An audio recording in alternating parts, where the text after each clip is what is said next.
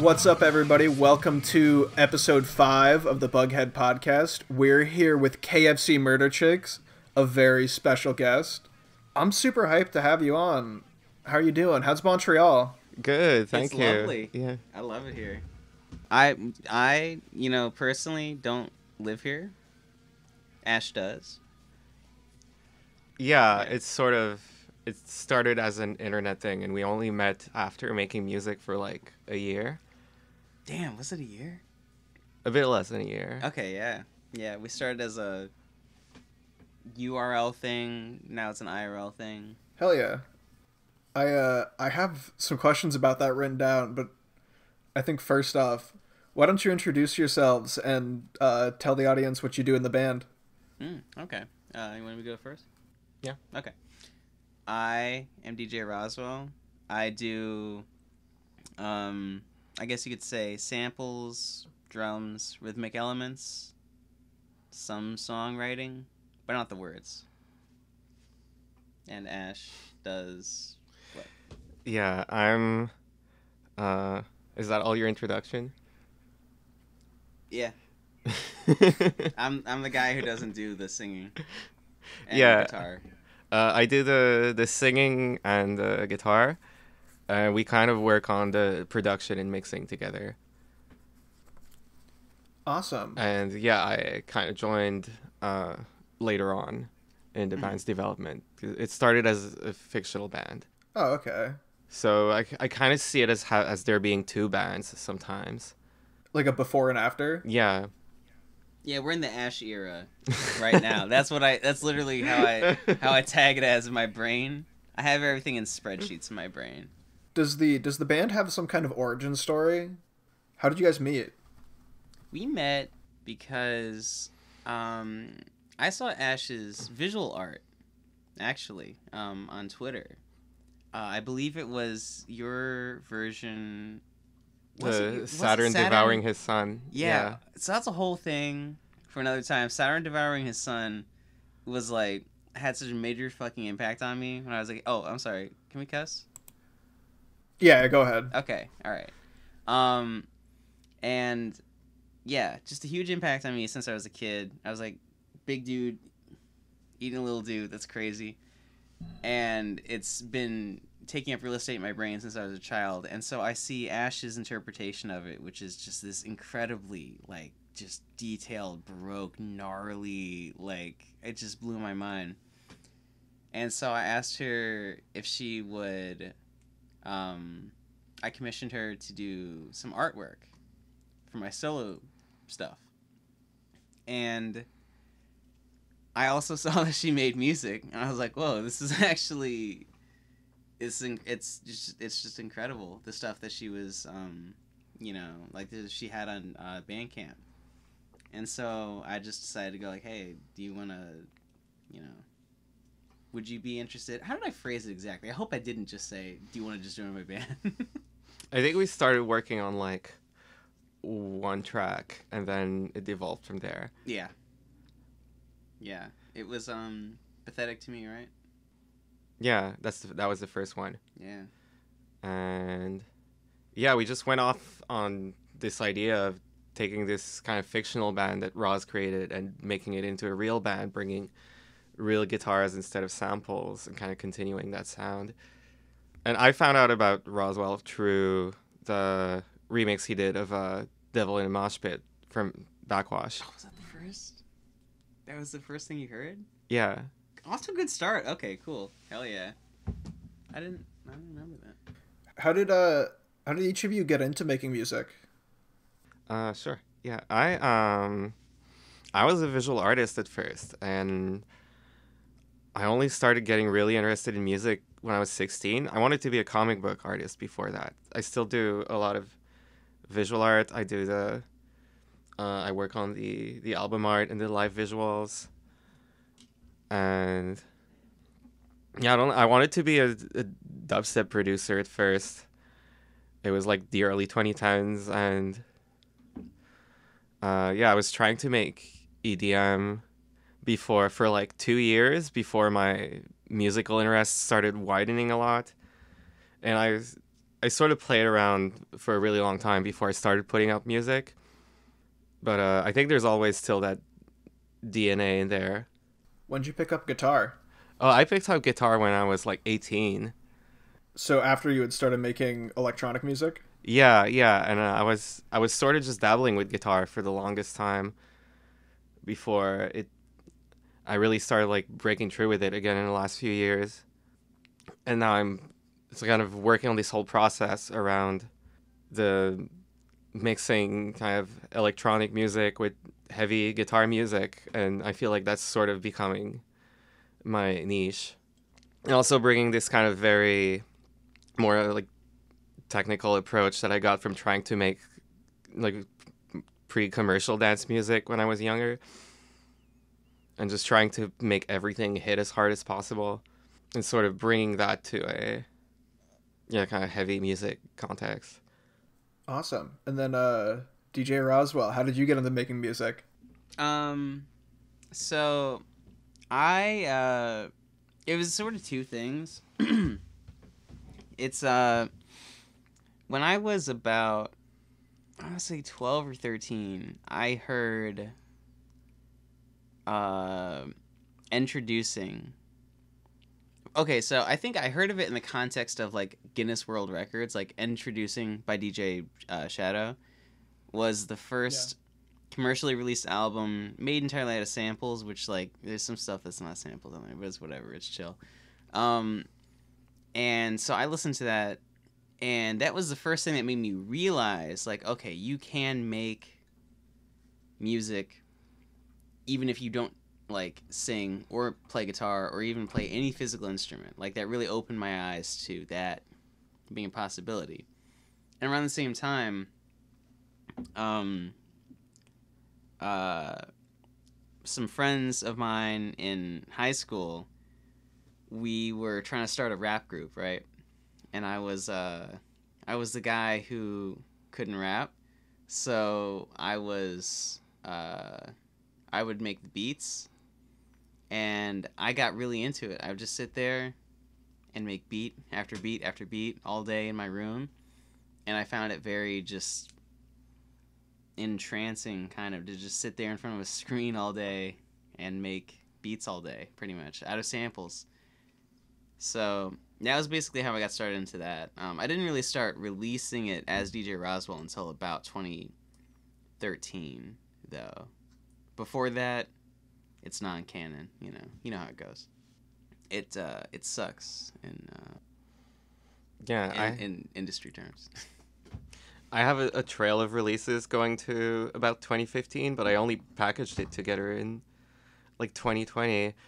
But we've been making music for just as long, so it's kind of weird. What was the first release that you did under DJ Rozwell? Is that Slush Country or?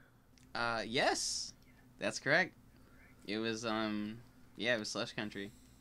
So you started going by DJ Rozwell around 2014. I know that I read somewhere that a lot of your early music was inspired by like dungeon synth and old PC games. Is that correct? Yes. That was dungeon synth was kind of a new thing at the time, and I thought it was pretty cool. And I played a lot of old MS-DOS kind of games. That's actually one of the things that me and Ash connected on a lot, was like old school, like, yeah, we're both into like everything. Yeah, really, so CRPGs and really old computer games. I got pretty into Ultima Underworld for a bit earlier this year. Oh, I was just playing that this week. Oh, word? Yeah. Oh, hell yeah. That's such a cool game. That's such a good one. It's really hard to play nowadays, but it's still got a great ambiance.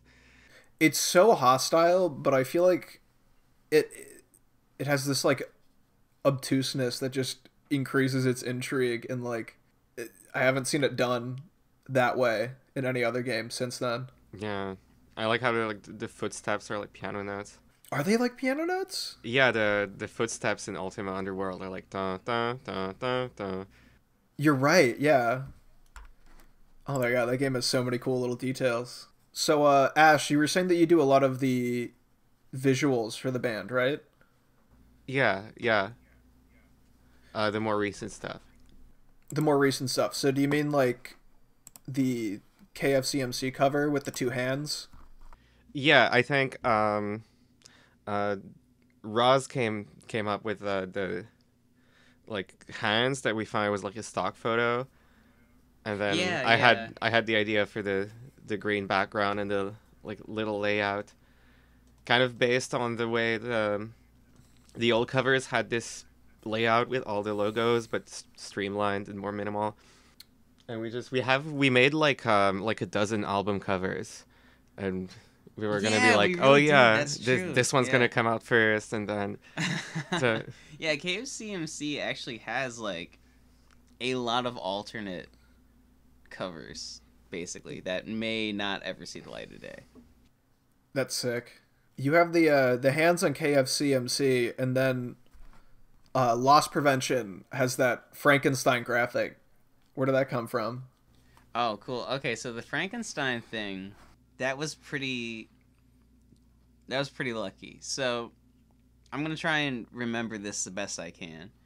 But around when I was about 21 or 22 or so, really early on in like what I would consider like just before the current wave. I mean, if people who know about AI stuff can correct me on this. But just before what I would consider the current wave of AI stuff, it started around like 2018 or so. There was some very primitive web-based tools, and one of them was literally just something that I believe the way it worked was if you just typed in words, it would just sort of scrape the internet for related images and sort of morph them together, but like a very... It was trying its best, right? This was like 2015, 2013, actually, I want to say. 2013 or 14. And I think I just typed in... I just want to see what kind of spooky shit it would come up with. I typed in monster or thereabouts. And it gave me Frankenstein's monster, but, you know, sort of morphed with other imagery. So it had the face distorted, the hands distorted. I thought that looked pretty sick, just on principle. But there was also some aspect of it, the fact that it was Frankenstein's monster. I mean, if you want to be whatever proper about it. But, yeah. I mean, there's all kinds of symbolism that ties into that. we still would just call him Frank. Yeah, we call him Frankenstein. Like Frank, you know, the KFC Frank is officially what he is, to differentiate him from it's the Boris Karloff. It's the Frank. It's the Frank, yeah. It's Frank. It's Frank. It's Frank. AI images really fell off. I like that era before they became like actual tangible images, when it was just kind of you're looking at it and you can't quite tell. Yeah, this was what back anything when it it was is supposed to be. Yeah. Yeah, it feels like the more AI develops, the less we have interest in using it creatively, because for a few years ago, it just would always generate this unbelievable sort of like uncanny imagery. The hands are always fucked up though. That's the funny thing. Even back in 2013, it was still fucking hands up. Yeah, it's still having issues with hands and like teeth. I've seen a ton of images that like you can't tell they're AI at first, and then you look in their mouth and they have 400 tiny little teeth. I also have issues with hands and teeth, so I sympathize in that regard. Yeah, I think it's hard for AI because it doesn't know the like underlying mechanic, and it doesn't have like axioms like there's a certain number of fingers. It just, from different pictures, because of like the different angles, it doesn't know how many teeth there are in total, or how many fingers are on hands, even because on some angles you can only see 3. It doesn't have its own teeth. Or like, really, we gotta cut AI some slack. Like, it has no fingers to count on, if you think about it. It can't eat food. So sad. It doesn't know what a human looks like from actually looking at one. It just knows what they look like from looking at Google Images all day. Yeah, they're just... I mean, shit, some humans are like that, honestly. It doesn't know anything. They're just statistical generations. Alright. I'm looking through like your Spotify right now, trying to find some more. We're going through and deleting stuff right now. As we You speak, are? yeah, I'm gonna just delete like random tracks and shit. Yeah. Hope you like Lost Frontier Reloaded. It's gone now. Oh no! Why are you deleting stuff? I'm kidding. I thought you actually were. You were gonna like hide it or something. It's a good way to prank people. Yeah. I think because of the Eratus thing and maybe a couple other things, the few interviews I found dubbed KFC Murder Chicks and DJ Rozwell as mysterious artists, but I don't know if I necessarily agree with that. You're pretty active on both of you are pretty active on Twitter, right? Yeah, we're not. I mean, you can Google any of that, and what you find on Google is like that's it. Like you're good, you know. We don't try to obfuscate any sort of part of our personalities or anything. The mythology of it has kind of run off on its own, and it's not really something we control. That's really about us at the end of the day. It's about this like whole other idea of KFC Murder Chicks almost. Because it really feels like the people who follow our music right now and the people who just know about Eratus is like two different crowds. Mm-hmm.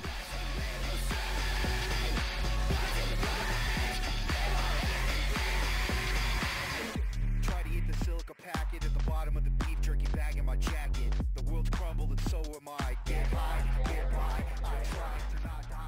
We do a lot of we did 2 of the laser tag pizza party streams, and we're doing a third one soon. What are the laser tag pizza party streams? Is that another URL fest? Oh yeah. That's a URL fest run by Head in a Box. Yeah, is what the venue's called.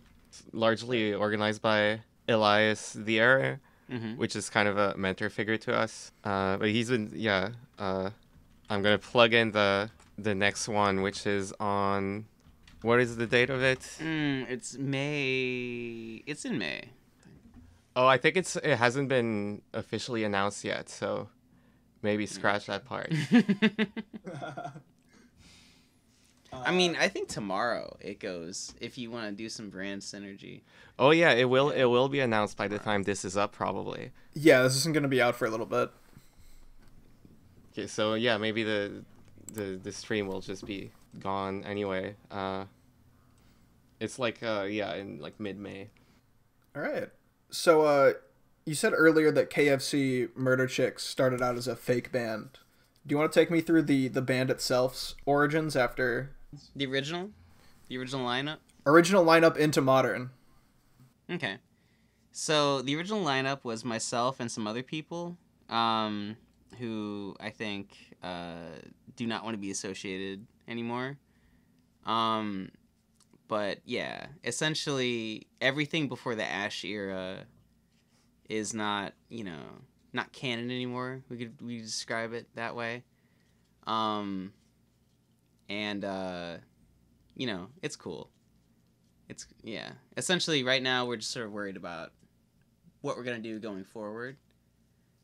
And any kind of previous prior members and what they might have to say and their opinions about it. We don't really worry about that anymore. Gotcha.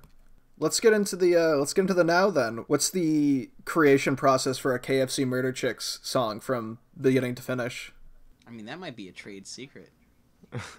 Oh no. I want to say there's 2 types. There's the ones that we make a rock song first and then we fuck it up, or some of them start more as like a hip hop beat. Sometimes we start with something fucked and then we rock it up. Are you guys sending files back and forth? Yeah. Recently we've been working together in person, but almost all of the KFCMC album was made by sending stems back and forth. Yeah, that's true. Oh my god, that was... That's really cool to hear that you guys are working on stuff in person now. That's awesome. Oh, totally. Yeah, ever since I mean, after the tour, right? That was when we really started doing it in person. We first met up right before the tour, and right before the tour. That's right. Okay. I think we made a Soylent. Yeah, Soylent and something else. Soylent and Nuclear Age are the yeah. ones we made in person. Yeah. The and currently the new album, I would say most of it we've made in person, essentially. So far. Yeah, that's just the easier way to do it. We mentioned, yeah, we're working on another record. Oh yeah, we're doing a new album. Yeah. Have you announced that anywhere, or is this a Bughead exclusive? I guess it's an exclusive. Yeah. Shout out Bughead exclusive, yeah. Funkmaster Bug. I hope you have like a big explosion sound effect that you can do when you. If you're in the convenience store, shit your pants immediately. I mean, nobody asked. Yeah. I gotta make a big Bughead exclusive like explosion sound effect. Exactly. Just be Old like drill album if you're near voiceover. a convenience store, reach your hand in the cash register, do the whole thing. Do the whole Funkmaster flex thing. I swear to God. Do you guys want to spoil a little bit of the magic and tell me maybe some of the equipment you're using to make these new songs? A guitar. Any specific kind? Big one. Loud one. How many strings? A bunch. Oh God, so many. 100? I don't know. I don't really know much about guitar. Ash, I believe you're better equipped to answer this question. Yeah, I do have a 7-string to achieve that drop G, drop A tuning. All right. And then what programs are you working in? We're mainly building it in Ableton, but a lot of the old stuff is made in Audacity. In Audacity? Yeah. I think KFCMC. Oh man, yeah, KFCMC is the last of. I mean, possibly the last of the Audacity era. That was made in Audacity? Some of it. That's goddamn. Well, it's hard to like do one person doing Audacity, one person doing Ableton, because of discrepancies and how they export. But Shape of a Burning Credit Card and Loss Prevention Reloaded were all made in Audacity. The Hands EP is the last one that's entirely Audacity. Oh, was it? That's right. Okay, the Hands, the one with the emojis on the cover, in the title, I mean, is all Audacity. God, that's true. I forgot about that. If you're willing to give away a little bit more magic, do you have a process you go through for finding samples? I have like an enormous library of samples I've accumulated over years. I have kind of this obsession with these recognizable sounds that come up in songs over and over. So I've been kind of like just chopping them out of songs and tracing back their origins. And I have all the old 0G sample packs, all these like 90s sample CDs. Yeah, that was like honestly like a big point of connection for us, was we both really enjoy looking at, just sort of like the way that, like the history of how samples work and how they plug in with the greater conversation of, music. Not to get too big brain with it, but like... No, please get big brain with it. Okay. So... Yeah, I think that when it comes to samples, I mean, there's obviously it's like taking something like a tradition and you're baking it into stuff that can be traced and replicated precisely with digital equipment. So yeah, you're creating intertextuality, right? And you're sort of, by reusing these sounds, you kind of placed yourself in a tradition. And we like to do that a lot, either by using sample or by like citing musical elements, riffs. Yeah. And what's crazy about it right now is the fact that it's being done. To me, this is the interesting part. It used to be analog, right? Now it's digital. It's like precise, like ones and zeros, the same every time you play it. And to me, that adds a whole other layer of, like, you know, just one-to-oneness with what the creator is doing and what the audience is hearing. And they're both sitting at computers, and they're both looking at screens, and they both probably have headphones on or earbuds in. And they're probably both using Windows if they know what's good for them. So, you know, it's just this whole thing where you may be listening to the music that we made sitting in a very similar environment to how we made it. And the whole time using songs made before either of us were ever born, you know, like Billy Squier, fucking, you know, who's another, you know, whoever played the Funky Drummer Break. I do not know that off the top of my head. I really should. The Powerpuff Girls. The Powerpuff Girls played the Funky Drummer Break. I often forget that. Blossom, Buttercup, and Bubbles. I'm Bubbles. Hey, actually, Huge influences. Can we ask you a question? Yes, of course. Okay, we're gonna flip the script a little bit.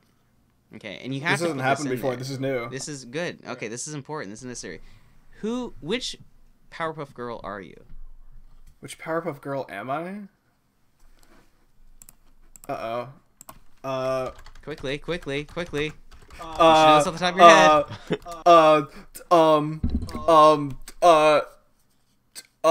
Fuck. I'm like Googling them right now, trying to remember which one's no which. cheating. No cheating. I'm gonna go with Buttercup. Good answer. I knew it. I knew that's Thank what you you. would respond. That was stressful. That was the most stressful As it question should I've be. ever been As it asked in should my be. life. I'm also Buttercup. She's the green one, right? No, who's Yeah. the green one? Rebel. What? What? Or- No, that's. Wait, no, that's her name in French. Oh, cool. What are their I'm- French names? I'm showing my power level. Oh shit. Oh shit.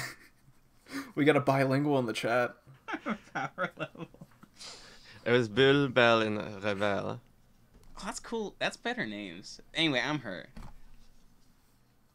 Hell yeah. Ash, which one are you? We can't both be the green one. I think we're both the green one. We're both the green one. Yeah. Yeah. All of us are the green one. We'll litigate that later. Are you still sampling a lot of YouTube documentaries? I mean, when was the last time we sampled a documentary? It's probably on the Hands EP, right? I think we skipped KFC. No, we did it once on KFC MC. So even your Two-Face can be a product of the Atomic Oh, Age. that's right. Wow. That's true. Do you have any YouTube documentaries to recommend? Well, documentaries that are on YouTube. I mean, we're big Adam Curtis heads. So, I need you to do us a favor and just watch, like, Can't Get You Out of My Head. Do the whole thing, front to back. And then you'll get whatever we're talking about, really. That's just like the, you know. What was the most recent one he did? Soviet Union thing? I think that was in Can't Get You Out of My Head. Oh, was that? Okay. Yeah. Adam Curtis, though. Alright, I just saved it. It's in my watch later now. Threads, the British. Yeah. Is that a documentary? It will be. Depending on how things go. Anything with Lemmy in it, I would consider a good. The guy who came up with like liminal space, like Lemmy. Lemmy? Lemmy, yes. The guy who invented the concept of the liminal space is, I What? believe you should look him up. Isn't that true? But I've never heard that. I just made that up. No, but look him up. He's great though. That's wild. He exists now in our brains. You have an Documentaries. Adam Curtis playlist? She's a fucking genius. You gotta hang around her more often. I don't want to shill him too hard. I don't want to be cringe. What? Oh, that's fine, right? I think he's a little. I like him, but I think he's a little cringe. You think? Oh, You gotta be a little cringe. You gotta be a little. Sometimes he's insightful, but sometimes he's very old British guy. I just like it when he insinuates that modern things are caused by things from like 30, 40 years ago, and then he like cuts to it, and then he starts playing like a scary Aphex Twin song. Like I eat that shit up. I want to recommend the Dust Bowl documentary by Ken Burns. Ken Burns is great. Yeah, that's a really great one. It takes me back to history class sophomore year. We just spent a whole semester watching the Ken Burns Civil War documentary series. Oh yeah. The Dust Bowl one hit me particularly hard. I'll have to check that out. I think sampling in heavy music is definitely becoming more and more of a thing. And I'm really happy to see it. Episode 2 of this podcast, I interviewed a like grindcore power violence band that just brought a guy on to do like exclusively to do sampling. It was his job. One band member entirely dedicated to sampling. What band was that? Slipknot style. Judge X Judy. Cool. Yeah, that rings a bell. I filmed them at like a basement show in Worcester, Massachusetts. That's how we met. So you control their public image. Yeah, pretty much. Ash, you just Google Judge Judy. No, I did put an X in there. It just auto corrected it out. Sorry, I didn't mean to blow up your shit like that. I got totally mogged by DuckDuckGo. No, I think I have heard of these guys. I try to keep up with like hardcore and yeah, I love power violence and grindcore and all that jazz. They're pretty sick. Good guys too. This is like primarily a metal and hardcore podcast. Do you have any modern bands that you want to talk about or shout out? I feel like our answers are gonna be so different. Oh yeah, yeah. Well, I want to shout out all of the like cyber grind community, whatever. Hell yeah. And I've been really loving Gridiron recently. I think they've and a lot of I follow a lot of like the East Coast hardcore. You're talking my language now. Yeah, Gridiron, Pain of Truth, Age of Apocalypse. Have been doing stuff that's really exciting to me. So me personally, I gotta shout out, all the Psneakies who are making music and Psneaky affiliates, like DJ Hypergiant. I'm gonna just say off the top of my head. Yeah, we were talking about hardcore though. Well, that's okay because I don't know any rock music. Anna Pest, fucking great, out of Montreal. Yeah. What's that? I said just shout out whoever. Okay, word. All right, I'm gonna just go rapid fire. Death IRL out of New York. Well, technically New Jersey, but New York. Titmouse. Pretty, aka Pretty Can't Rap. She's excellent. Who else? Let me see. Backwash, of course. Gotta shout Backwash. Frequent collaborator, great friend. As for people I don't know personally, like Black Dresses, big influence, ever since I started ripping them off a few years ago. Let me think here. Okay, so what's the genre that we're supposed to be? Okay, Velastraz, Dungeon Synth. Again, not what you asked for, but she's great, out of Virginia. Who else? Nandi, aka Tiana HRR, out of Pennsylvania. She does like footwork, juke, experimental, like mind-blowing experimental shit. Check her stuff out. She just dropped a new album called Flood City Tracks. Like, do yourself a favor and listen to this. Genuinely, it'll make your IQ bigger. Will do. Yeah. Can I just randomly shout more out throughout the rest of this as I remember them? Yeah, I don't think that's. I think it's gonna be too much. I'm gonna have to pull my We- notebook out. I'm gonna have to pull Yeah, my, we can do another Rolodex. round of shout outs at the end of the podcast. I'll just sort of like scream them periodically. Yeah, sounds good. Speaking of Psneaky, that's your label, right? Yes. Yeah, we run that together. Awesome. I had a couple friends on that compilation you just put out. You want to talk about the compilation? a little Cool. bit? Hell yeah. Who? I'm friends with Charter out of Microplastics. No shit. Oh, cool. Oh my god, their track. They're so Bangs. good. Jesus Christ. Charter's and been let so me guess, good for also, so long. you know Zacharama? Zacharama was the first episode of this podcast. What? Oh Yeah, my you god, didn't know that's that? right. That's right. They actually referred me. You can cut this out if you want me getting so fucking giddy over here. Yeah, Zach. I assume that that's person, why. man. Honestly, yeah, I gotta go hit them up later and be like, hey, so thank you for facilitating this entire endeavor. For real, that's the good homie right there. Mm-hmm. Buzzard Mother, also, of course, out of New York. You know, they have a band together now called Adam's Guilt. Yeah. Have they put anything out yet? Not that I'm aware of, but I've seen them play. They're nuts. They're really good. I gotta get out to New York sometime. You gotta get out to New York sometime. I'm about to be in never New York do. in a few days, actually. If you know, just I need off to the find more record. couches to crash on out there. Right. That's how it is. It's a couch-based economy.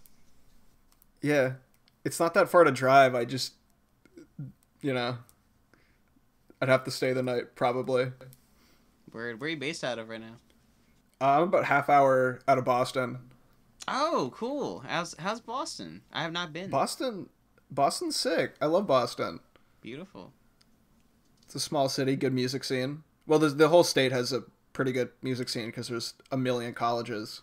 So there's a lot of cool history here, and a lot of cool bands. Word. Yeah, like Boston.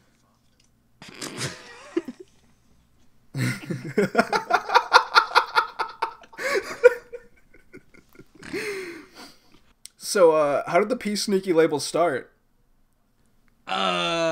It started as like, I just wanted it to exist, but I didn't know how you started a record label, so I just said it existed.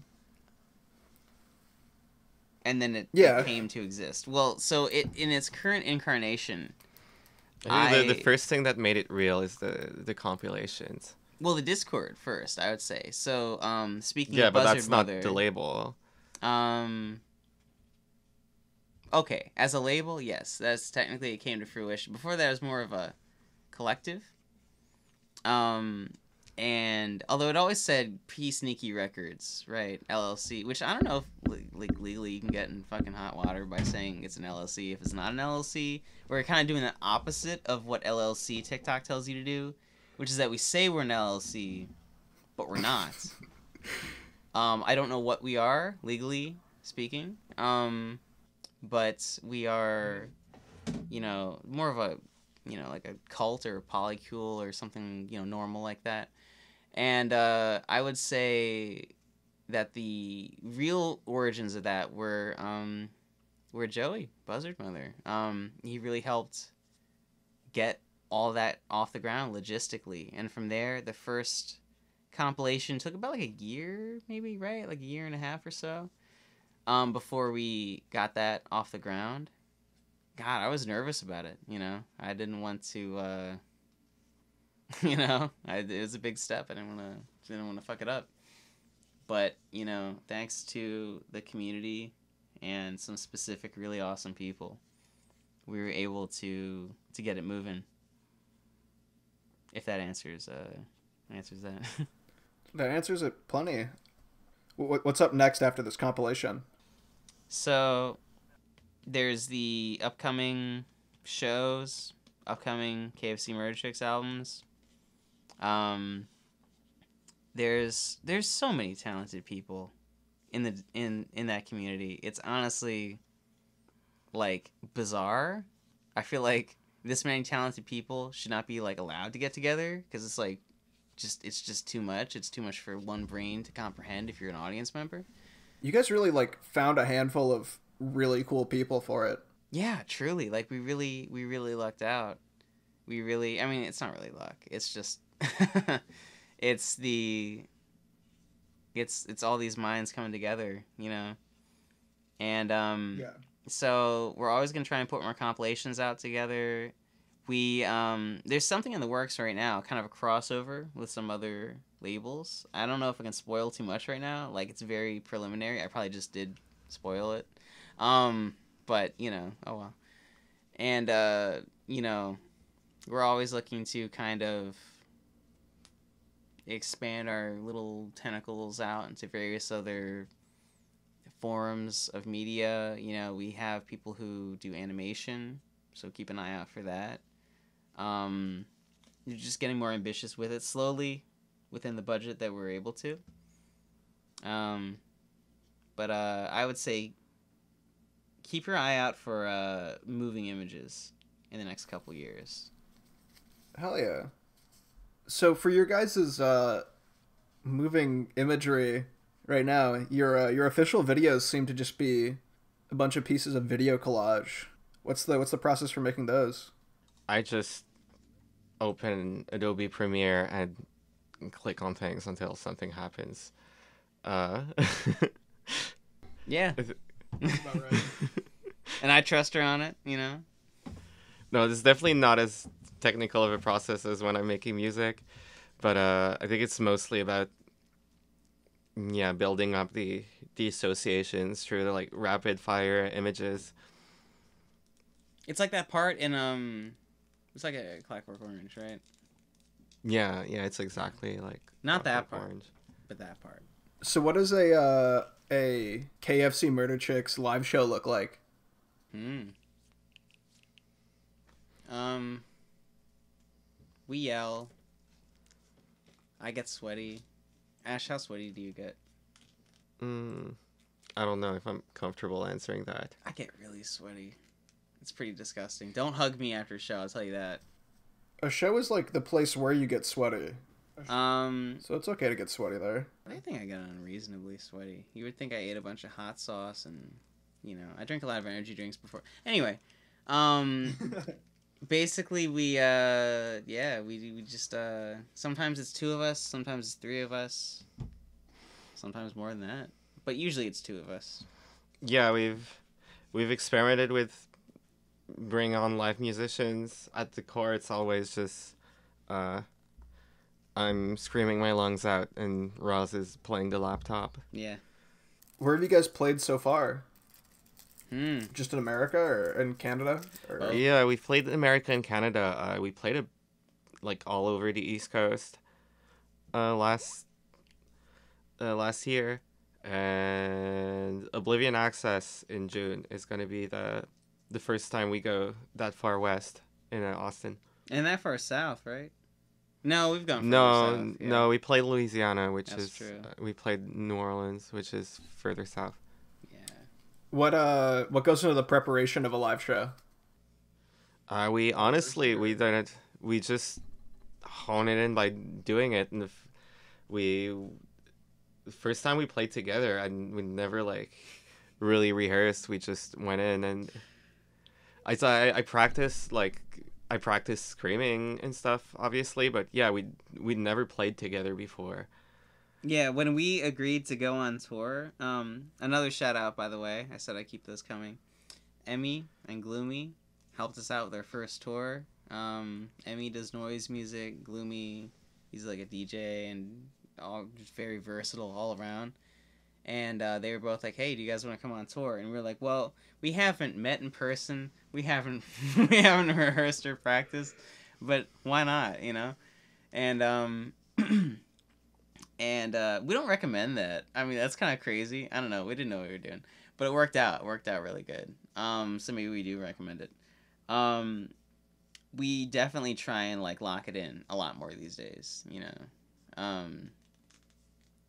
But it's possible to over rehearse, I'd say, right? Over practice. So we try not to over practice. Yeah, there's no use because it's just like 30 minutes of chaos. Yeah. Anyhow. Anything that we practice, Murphy's Law comes and, you know, corrects us on. So that's always humbling. You bring out a lot of guest vocalists onto your albums. Who are some of your favorite people to work with on music? Well, it's like picking your favorite child. We can't really...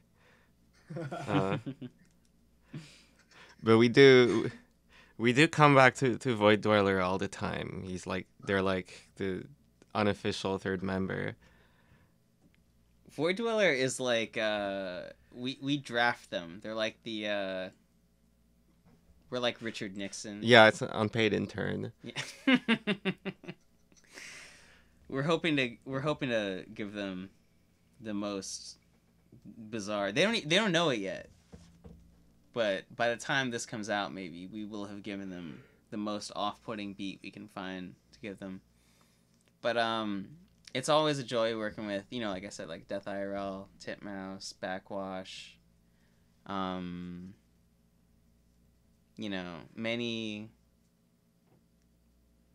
many people in that kind of zone. And there's some people that we do want to work with, but we can't spoil that just yet, Maybe they know, maybe they don't. We're going to Toronto soon, so we might run into Drake. Oh my god, Drake x KFC MC? Yeah. That'd be crazy. I mean, what else do you got going on, right? You gotta find him and have him do his, like, debut metal screaming. Oh, he hasn't already? No. Oh, wow. Okay, yeah, we just come by his apartment. Where would he? I don't know. I just, I don't keep up with everything Drake does these days. I just, I'm assuming he's capable and, like, a master of just a good death metal gurgle. For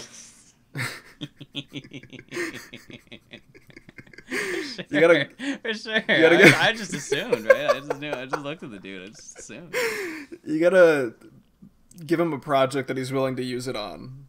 He's saving it. This modern iteration of KFC Murder Chicks is definitely focused on heavier music. Do you guys have some metal bands that got you into the genre?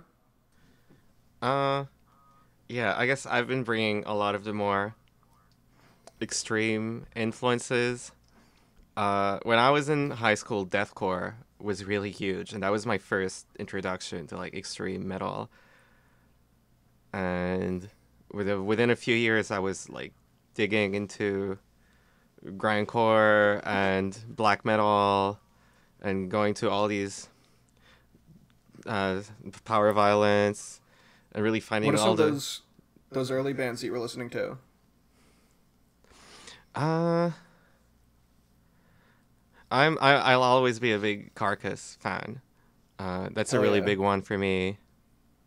All the the really early extreme metal bands, Sodom, Celtic Frost. Oh, Sodom! You showed me them, right? Yeah. Yeah, no, and then they go fucking yeah, like 90s metalcore, like Converge. And it's only like later on, after exploring all that I kind of came back around to new metal and kind of cheesy metalcore, and kind of approaching this stuff I rejected when I was younger with a new eye. A lot of people are coming back around, like those sounds that were once kind of considered cheesy. Deftones is having their huge resurgence to popularity. People are like looking at those new metal genres in a new light now that time has passed. So it's funny because I've always been like a hip hop guy, right? Meaning that the main rock band that I was into ever when I was like before the age of like, I want to say 24 or so, was mostly Rage Against the Machine, because they were the closest to, rap music. Pretty much, yeah. And there was always like Limp Bizkit and all them, but I was always like a Rage dude, And there was also like Clutch and Lightning Bolt were big things that inspired me. But I didn't Ash has really been the person who really got me into, like, I'd say like 80% of the rock or metal that I'm into, or that I've like even listened to, really has come from her. But I would say, as far as like things closest to metal or rock, I've always been really into like noise music. ever since I was in high school. So like Mersbo, and like, you know, Mersbo, the list goes on, you know the vibes. But like the scene, really, just the act of creating it and of watching people perform it and everything, has always like really connected with me. And I feel like there's a lot of crossovers there, you know. I got into grindcore quite a bit, like Napalm Death. And, I saw Napalm Death live not too long ago. Oh no shit! Hell yeah. Sick. And Scum, right? Yeah, that's the album. Yeah. Like on Wikipedia, I like as a kid, I would just like read about different genres of stuff. Grindcore really connected with me in terms of like the songs are very short. The titles are offensive. I appreciated that. So those points of contact with that. But yeah, I'm still definitely learning. I'm doing most of my learning about rock. I hope people are patient with me. I don't know. People need to be patient with you. KFC, the self-titled is like just a genuinely good metal album. That's. Oh, cool! All right, I did it. Woo! Yeah, I think you're. I mean, my dad does not like hip hop or like electronic music or anything. But right before this interview, I showed him Dune, and he was super into it. So, if you can make like my old metalhead dad think your music's good, then you're making good metal. Did he ever listen to Body Count, Ice-T's old band? No. Oh, I don't okay. think so. I'm curious about that. That was an early metal artist for me. Was Ice-T? Funny enough. That's crazy. You ever listen to Living Color too? I haven't listened to Living Color. Oh my god, listen to Living Color. Oh, they're so fucking good. All right, I'm saving it right now. Yeah, check them out. And what about Clutch? I figure you gotta know Clutch, right? I don't think I've actually sat down and listened to Clutch ever. Oh my god, I'm holding back. I'm like vibrating right now. Ash is physically restraining me right now. I could talk about Clutch for hours. Yeah. I'm adding it all. I'm saving it all. Neil Fallon, best beard in rock easily, you know? I got a couple last questions for you guys. We're winding down now. What's the significance of 223? That will be. It will all become clear very soon. It'll all become clear very soon. That's cryptic. And then our friend Zacharama asked me to ask this one. Did you feel anything after seeing a goblin die? I did not feel anything after seeing a goblin die. Nothing? Nothing at all. Nothing? Not even like a hint. What have you felt of emotion after seeing a goblin die? I don't know. Tell me what you felt. I feel after seeing a goblin die. Have you seen it happen? No. Well, there you go. If I see it, will I feel nothing? You won't feel shit. Damn, that's dark. Anyways, do you guys have anything else you want to shout out before we wrap things up? Anyone else? I think we had quite a list. We haven't shouted out Embraza though. Embraza, Wogarden, Tricky Youth. Tricky Youth. Like we can't just.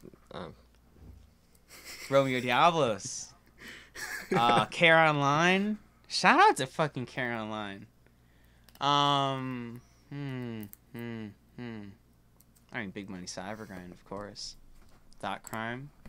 You know the vibes. Yeah, Blind Equation, Zombie Shark, Drum Corps. Yeah, Drum Corps. Oh my god. You know? Huge inspiration. Anything else you think the world needs to know before we log off? Do you have anything that we should know? Oh, damn. We got patches for sale. Link in the description. Thank you, everybody, for listening to the Bughead podcast. We'll catch you in the next episode. See you later.